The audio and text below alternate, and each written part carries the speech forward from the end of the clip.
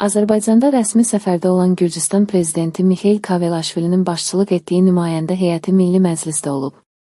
Bu barədə Pancomi TV-yə Milli Məclisdən məlumat verilib. Bildirilib ki, əvvəlcə Gürcüstan prezidenti Milli Məclisin plenar iclas zalında olub. Sonra qonaq Heydər Əliyev xatirə zalındakı eksponatlarla tanış olaraq buradakı xatirə kitabına ürək sözlərini yazıb. Daha sonra tərəflər arasında geniş tərkibdə görüş keçirilib. Gürcüstan prezidentini və rəhbərlik etdiyi nümayəndə heyətini Azərbaycanın Milli Məclisində səmimi salamlayan spiker Sahibə Qafarova bir müddət əvvəl Gürcüstana rəsmi səfəri zamanı Gürcüstanın dövlət başçısı ilə görüşünü məmnunluqla xatırlayıb.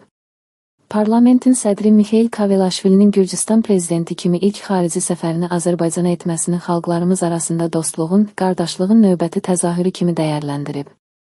Bildirib ki, bu eyni zamanda Azərbaycan-Gürcüstan strateji tərəfdaşlığının bir göstəricisidir. Spiker bu səfərin ölkələrimiz arasında əlaqələrin daha da möhkəmlənməsinə və genişlənməsinə öz töhfəsini verəcəyinə əminliyini ifadə edib.